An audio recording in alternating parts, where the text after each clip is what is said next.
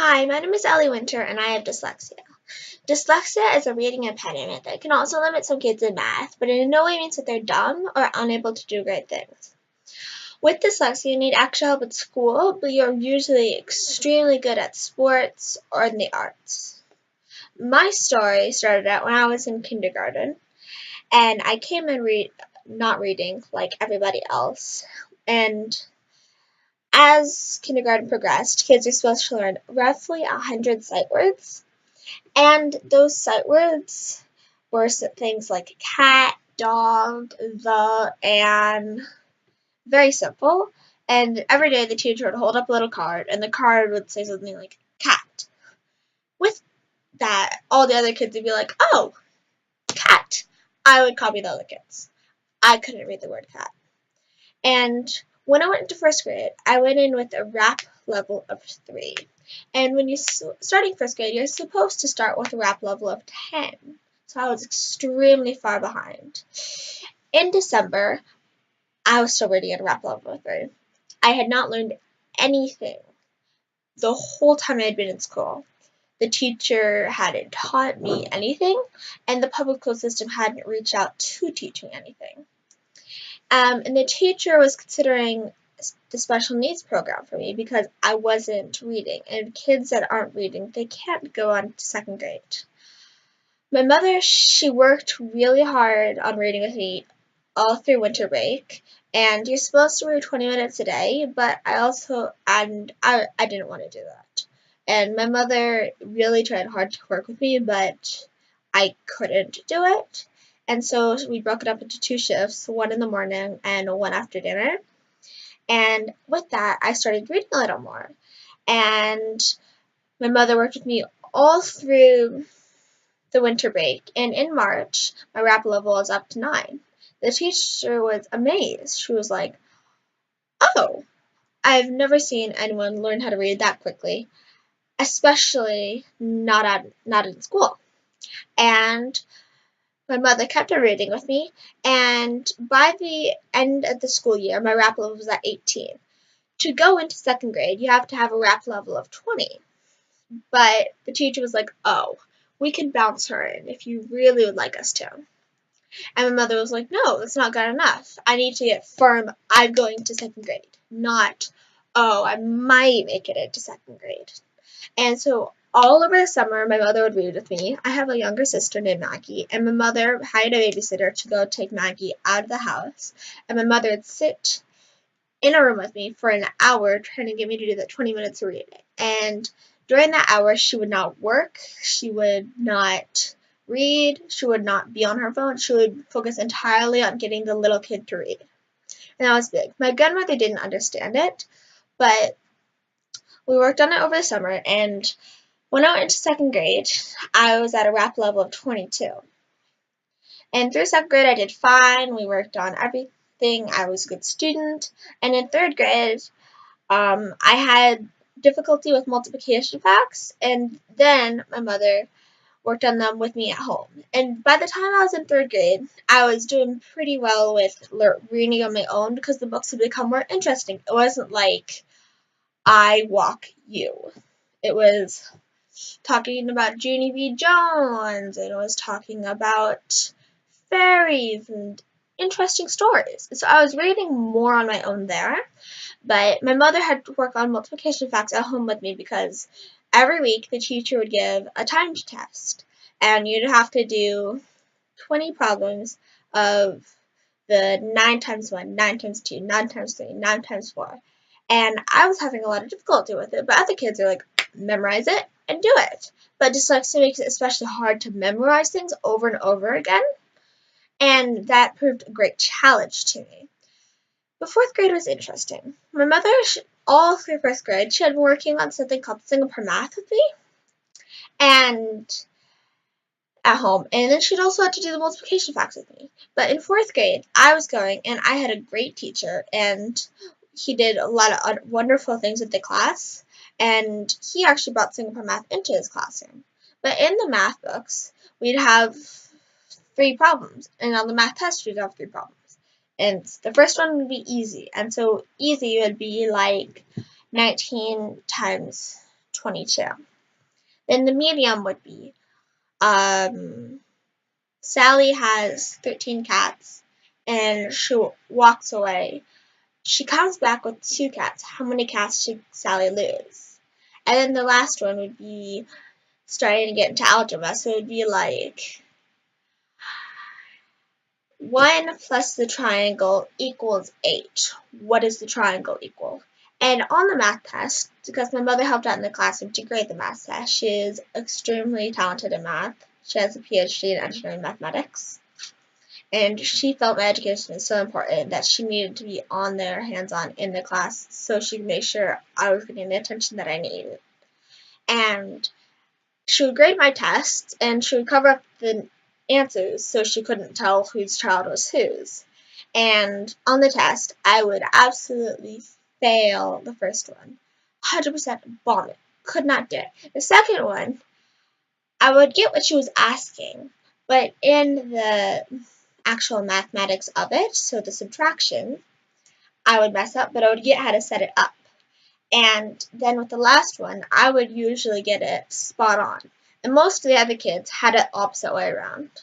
They would do very well on the first one, on the middle one, and they would bomb the last one. And so my mother was like, okay, something's wrong. She took me to this place called the Summit Center to get me tested. And it came out that I had extremely high intelligence, but I had dyslexia, and I had ADD.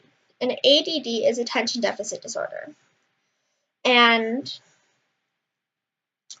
yeah, and that the diagnosis really helped, and we were able to understand much more. But in 5th grade, I was at an average grade level, which was roughly a B minus, C plus. It wasn't great, but it was confusing because I was supposed to be failing with my severity of dyslexia and ADHD and ADD. ADHD is attention hyperactive disorder, which I have mildly but not extremely. But in 5th grade, my mother, she went and she was working on me with home, and she had me doing water polo, which is an extremely tough and requiring sport, which actually did help with my attention and focus. But my mother noticed something. She was doing math with me at home, and she was making sure I was reading at home. Those are 2 things that the schools needed to do. It was the school's job to teach me, but the school could not perform at a high enough level to teach the dyslexic kid how to do some things. And so when I went into 6th grade, I didn't go to the local middle school. I went to homeschool. But homeschooling isn't what everybody thought it was going to be. Homeschooling wasn't, oh, I get to sit around at home and play video games and read the textbook when I wanted to, and I don't have to deal with mean teachers. My mother had me in a variety of online courses. She sent me to this school whose name would remain undisclosed, but let us call it Treetops. And at Treetops, I went and I took English and science there, and Treetops was very helpful. I went in and I was reading at a 4th grade level, and I came out and I was up to grade level and slightly ahead.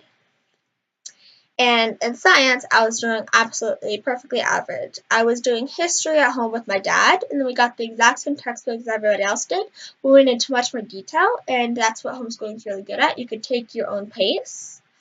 With my online classes, I would go and really focus on grammar and minute details that other people found too tedious to teach me sometimes.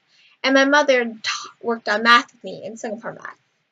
In 7th grade, I moved into pre-algebra, and I took pre-algebra from a site called The Art of Problem Solving, also known as ALPS, and they teach a variety of great classes, but I focused on math there for the time being, and I had great teachers, and I really did learn a lot. And in 7th grade, I started to do extremely well in English. It's like, who's ever heard of that? A dyslexic being talented at English. It's not going to work. But it did. In 7th grade, I read The Outsiders, and I started To Kill a Mockingbird, and it was very interesting, and I really liked it. But also, it turned out that I was extremely proficient at vocabulary. And everyone's like, oh, well, how would you get that way? And it's because I could listen and I could understand many more things that the adults are saying that other people could. And my teacher was actually having a difficult time because it was one-on-one finding vocabulary that I didn't know. So she started, because she was the teacher of all grades, she started going into 10th grade stuff. And I, as a 7th grader, was pretty proud because it's 10th grade vocabulary, and especially as a dyslexic. My handwriting was still atrocious. Dyslexia also comes very closely accompanied with something called dysgraphia, when your handwriting is really quite awful. But I still kept on working on it. And in 8th grade, I was doing extremely talented at English. Right now, I have finished my English class for the year, and it's only February. It's only March, and my mother is putting me in a specialized writing program because my mother would like me to focus on my writing more than most schools actually will focus on. But yeah, and in 8th grade, I have finished The Scarlet Letter and the Shakespeare's play As You Like It, and I am doing Algebra 1, and which is extremely hard. But dyslexia has made my life much more difficult, but I'm still doing great. If I had stayed in the public school system, I wouldn't have reached my full potential, and it is important to read with your child, especially if they're younger, for 20 minutes per day. And I mean read with your child. If you read to your child will love it and you'll have a great time, and it'll be much less upsetting. But your child needs to learn how to read, especially if they're struggling with school. Some common signs of dyslexia are not being able to match letters and sounds by the end of kindergarten, delayed reading, and extremely poor spelling. And I spelled especially wrong in my notes, but extremely poor reading, spelling, and handwriting. Thank you so much for watching. I shall go and I shall leave the link to a couple of websites that I have found extremely helpful when I was learning in middle school, and I would love to thank all of my teachers for helping me get this far, and especially my mother. If you would like to learn more about dyslexia, I shall go and I shall put a couple of book titles in the description, because everything you read on the internet sometimes isn't true. But the most important thing I would like you to take away from this video is that even if you have dyslexia, your child does, it does not mean that the dyslexic person is in any way, shape, or form unintelligent. And if your child needs extra help, do not rely on the school systems, because so many people have gotten the idea, oh, I'm dumb because I cannot deal with the normal school system. But that's absolutely not the way it works. Thank you so much for watching, and I hope you have a great day. Goodbye.